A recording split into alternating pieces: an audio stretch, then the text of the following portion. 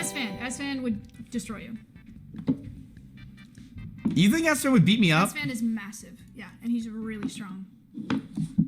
Yeah, I'd probably put in the category of I get destroyed from Esfand. I agree.